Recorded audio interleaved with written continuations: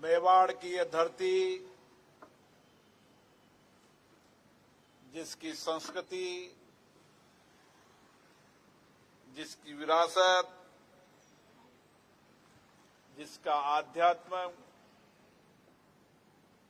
जिसकी शौर्य वीरता देश और दुनिया के अंदर गौरवान्वित करती है, ऐसी धरती को मैं प्रणाम करता हूं। ये धरती शौर्यवीर की धरती है, जिसने आज भी पूरी दुनिया, पूरे विश्व के अंदर अन्याय के खिलाफ, अधर्म के खिलाफ संघर्ष की प्रेरणा मिलती है। ये धरती आध्यात्मिक की धरती है, जहां आध्यात्मिक ज्ञान से, आध्यात्मिक ऊर्जा से हम सबको प्रेरणा मिलती है। इसे त्याग, वीरता और तप तपस्या की धरती पर ये चैम्बर ऑफ कॉमर्स का भवन, जो आप सबकी अपेक्षाओं का भवन है, जो सब आपकी आकांक्षाओं का भवन है, जहां की चर्चाओं से, संवाद से निश्चित रूप से इस सारे क्षेत्र के व्यापार, उद्योग के क्षेत्र को नई दिशा मिलेगी। उदयपुर की धरती आज दुनिया के अंदर पर्यटन के रूप में हम सबको गौरवान्वित करती है। श्री जी ने सही कहा, मेरा भी दुनिया के कई देशों में जाना होता है। भारत के कण कण में तो शौर्यवीरता की धरती की कहानियां हैं, लेकिन दुनिया के कई देशों के अंदर शौर्यवीरता की कहानी में मेवाड़ की धरती का नाम रहता है। और आज दुनिया भर के लोग पर्यटन के रूप में अगर कोई आकर्षण का केंद्र कोई दिखता है तो उदयपुर दिखता है।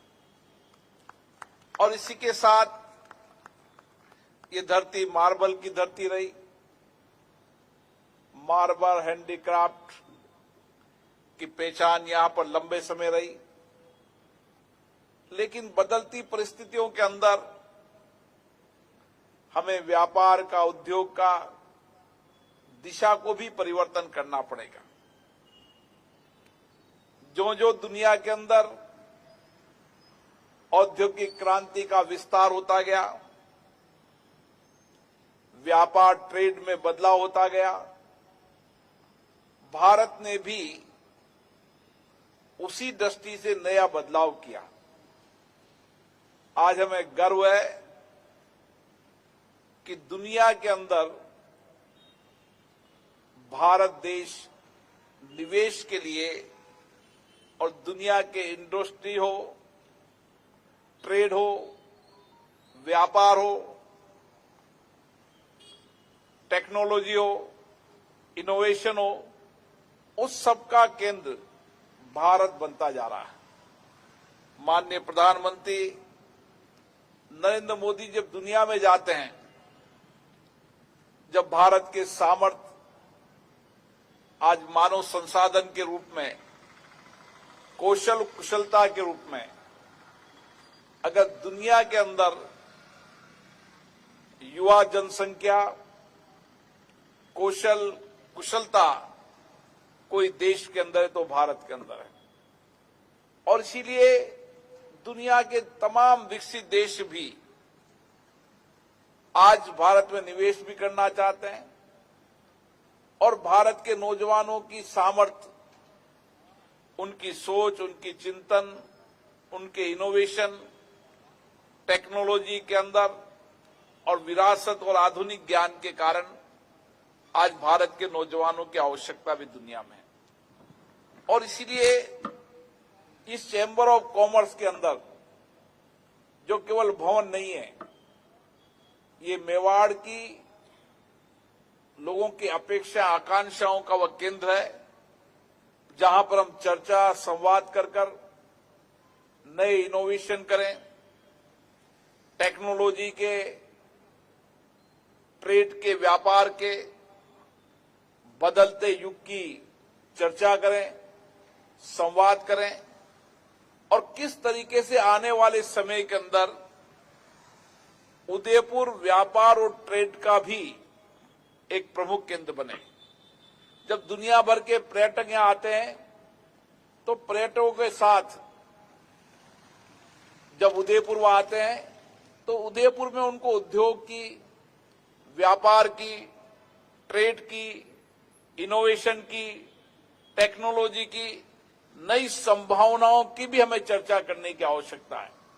और इसलिए मैं यहां के युवा उत्साही अध्यक्ष पारस जी से आग्रह करूंगा कि हमें प्रयास करना चाहिए कि दुनिया भर के पर्यटक यहां आते हैं, अलग अलग देश के व्यापारी, उद्योगपति यहां पर आते हैं।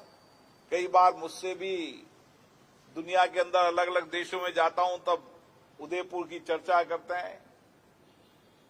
मेरे को तो ऐसे ज्यादातर राजनीतिज्ञ मिलते हैं, लेकिन कुछ उद्योगपति, कुछ व्यापारी भी मिलते हैं। तो इसलिए मेरा मानना है कि हमें उन सारी संभावनाओं पर चर्चा करना चाहिए।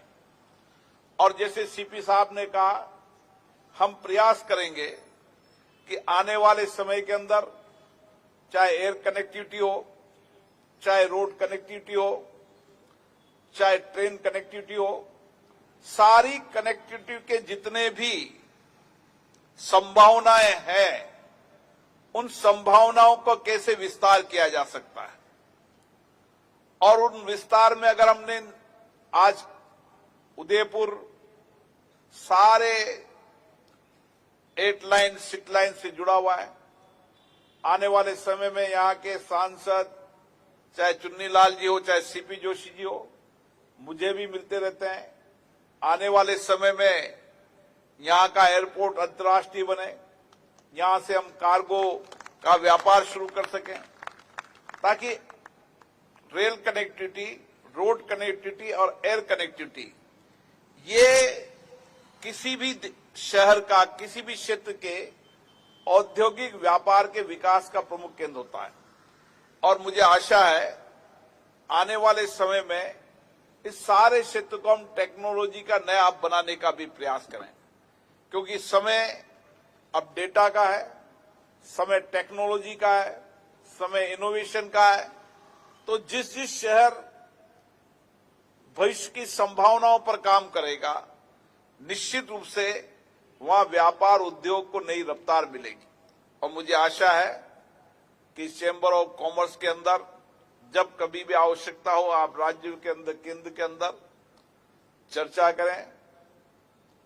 जो समस्या है, कठिनाई है, चुनौतियां हैं, सरकार उन समस्या, कठिनाइयों की, चुनौतियों को समझती है।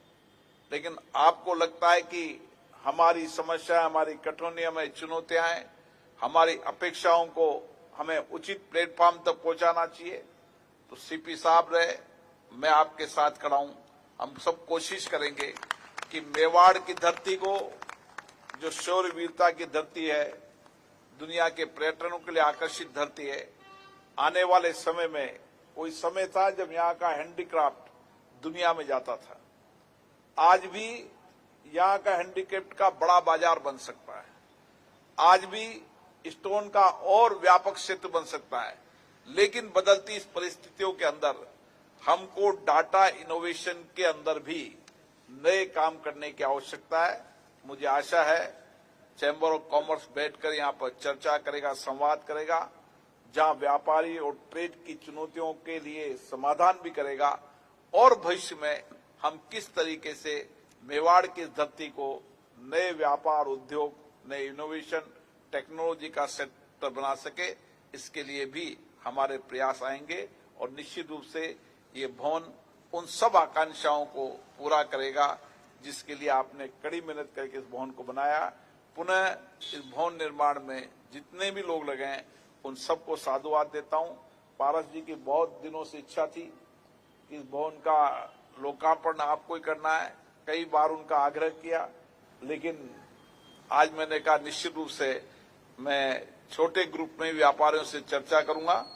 आपने ये कार्यक्रम आयोजन किया, इसके लिए बहुत बहुत साधुवाद, बहुत बहुत बधाई, धन्यवाद।